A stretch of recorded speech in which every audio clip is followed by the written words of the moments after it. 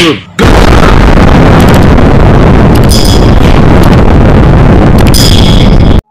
akan membahas melanjutkan bab mengenai tata cara jima yang Islami.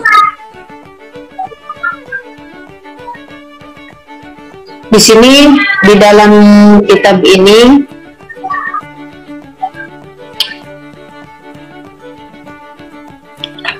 wal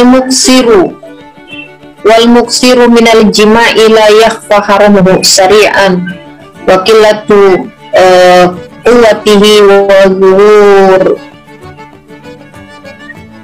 wa zuhur syahid fihi walil jima'i kaifiyatun wa hiya an tastalqiyal mar'atu ala zuhriha wa ya'luha ar-rajulu min a'laha wala khairu fiha ada dzalika minal hay'ati thumma yula'ibuha mula'abatan khafifatan minat dhammi wa taqbil wa nahu dzalika hatta idha hadarat syahwatuha awlaja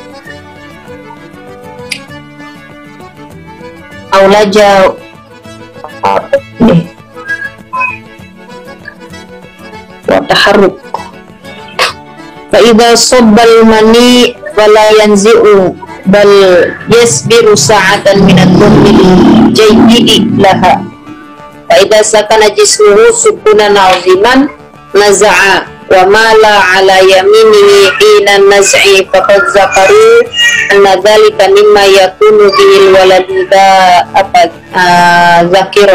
zakaron wayam sahani farijihima bi khirqataini nazifataini lirrijali wahidah walil mar'ati wahidah wala yamsahani bi khirqatin wahidah fa inna dzalika yurithul karahah wa ahsanal jima' ma yu'aqibu wa ahsanul jima ma yu'aqibu nasyat wa tayyibu nafsin wa baqi syahwah wa syarruhu ma yu'aqibu ru'dah wa dhayq wa nafsin wa ti'adai wa ghusyan wa bughdi syai sakhsihil mankuh wa in kana mahbuban wa hadzal qad kafa fi tadbiril aslahi minal jima' wa adabul jima'i thalathah qablahu wa thalatha halahu wa thalatha ba'dahu amma thalatha allati qablahu fataqdimul mula'abah liyatiba qalbu zawjati wa yatayassaru biha hatta idza ala nafsuha wa kasru qalbuha, ada yang baca qalbuha, ada yang baca qalaquha wa talabat iltizamu rajuli dana minha wa thaniyatu mura'atu halal jima' fala ya'tiha wa hiya barikah li anna dzalika yashukku 'alaiha aw 'ala jambiha li anna dzalika yurithul waja'al hadirah wa la yaj'alha fawqahu li anna dzalika yurithul i'tiqar bal mustalqiyatan rafi'atan rijlaiha fa innahu ahsanu hay'atil jima'. Nah, segitu dulu. Kita jelas sedikit-sedikit.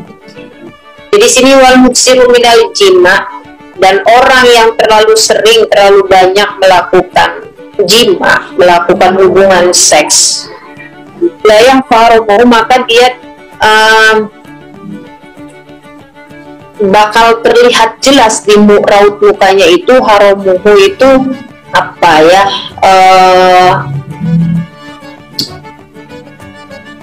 kelihatan tua, enggak innocent gitu kan, umur baru 20 tapi terlihat 40, kan ada yang seperti itu, umur masih kelihatan mudanya tapi maksudnya umurnya tidak sesuai mukanya, raut mukanya tidak sesuai dengan umurnya.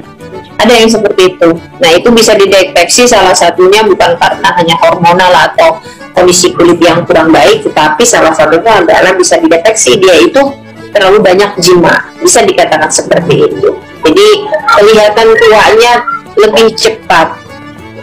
Terus selain itu juga wakilatu kuatini, dia itu kehilangan kekuatannya. Kalau kata daerah saya itu babari teklok tuur gitu kan. Jadi kalau misalkannya tuur apa sih bahasa Indonesia-nya tuur itu, lututnya itu kelihatan kosong gitu kan. Nah itu bisa dikatakan dia itu sudah terlalu banyak melakukan hubungan suami istri atau hubungan atau jima gitu kan. Nah, dan kalau misalkannya di umur sekian sudah, misalnya umur 20 sudah terlihat rambutnya putih-putih gitu kan, atau 25 rambutnya sudah putih semua, wajhu syaifi, dan kelihatan ubannya, nah itu juga termasuk bisa dideteksi dia itu kebanyakan melakukan hubungan seks gitu kan. Tapi ya sebetulnya banyak faktor ya, tidak hubungan seks aja, tetapi di sini bisa kenapa dikatakan melakukan hubungan jima banyak itu, terlalu banyak itu bisa terlihat lebih tua, karena memang itu kan ini ya apalagi ini kan ditunjukkan kepada orang yang sangat maniak seks lah ya, sangat sekholik gitu kan. Nah ini bisa disebut seperti itu. Tapi kalau tidak sekholik, misalnya ya seminggu itu ada 3 kali, nah itu normal lah. Karena selain itu juga jima ini juga kalau dilakukan dengan teratur gitu ya, kalau yang perutnya buncit ini bisa rata, juga menyehatkan paru-paru, menyehatkan jantung gitu kan, makanya disebut dengan olahraga malam gitu. Nah tapi kalau misalkannya sekholik, ya ini bahaya juga gitu kan. Ini kalau misalnya sudah sekholik, bisa terlihat tua lebih cepat gitu kan. Sedangkan di dalam kitab ini dikatakan bahwa dalam melaksanakan jima itu memiliki tata cara tersendiri, memiliki tata cara yang khusus. Makanya di sini dikatakan wa kaifiyatul jima. Nah, di sini walil jima'i kaifiyah. Nah, di sini ini khusus untuk melaksanakan hubungan seksual. Ini harus didengarkan secara seksama dan harus didengarkan, nggak bisa di skip ini, nggak bisa diulang soalnya. Tapi mungkin siaran ini bisa dilakukan siaran ulang gitu kan, bagi yang belum jelas. Tetapi saya rasa ini harus betul-betul diperhatikan, karena ini akan menyangkut kesananya kesehatan, menyangkut kesananya kepuasan batin gitu kan. Masalah rumah tangganya harmonis itu kan, dan tidak harmonis dari kualitas jimanya itu si suami dan istri itu gitu kan.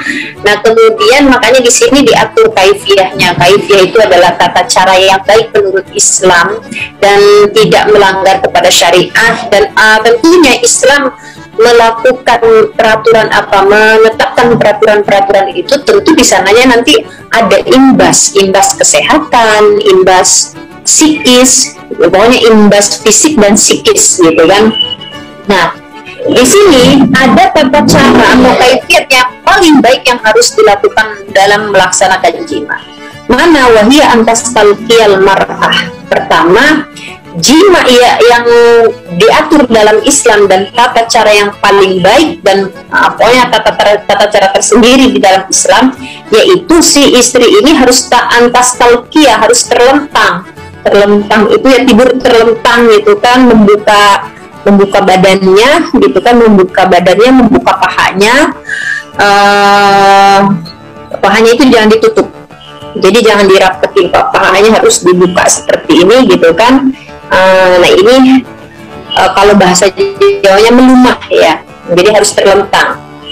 Nah kemudian posisi suami itu ada di atas perempuan yang sedang terlentang itu, jadi kondisi si pahanya ini terbuka. Kalau otomatis pahanya ini terbuka, otomatis jalan lubang farji ini akan terbuka juga, gitu kan, akan terbuka lebar juga gitu.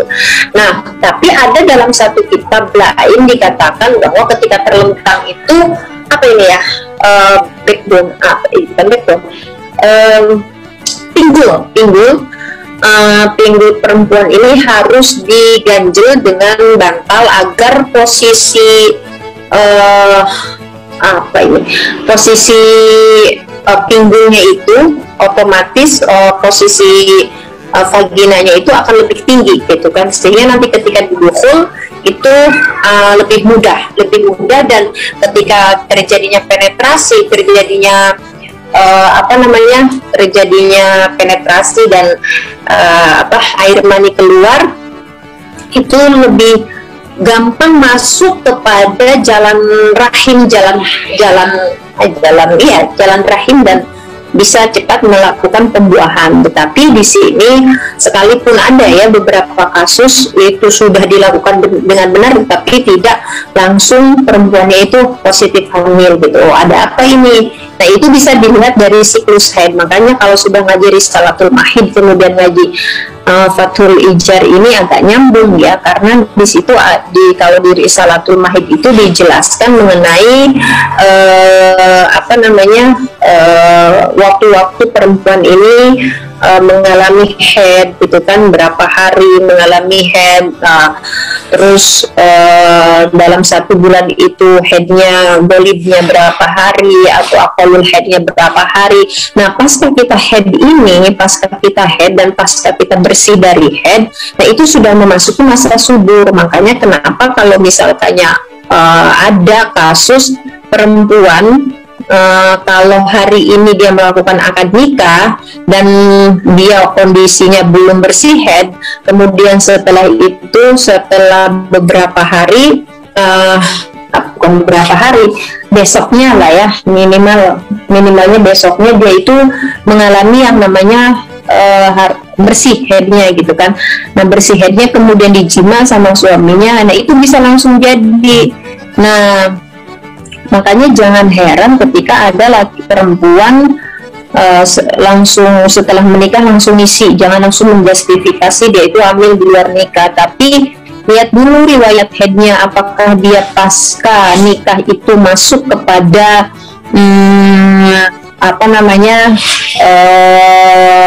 hari bersih gitu kan, hari subur atau tidak gitu kan, atau dia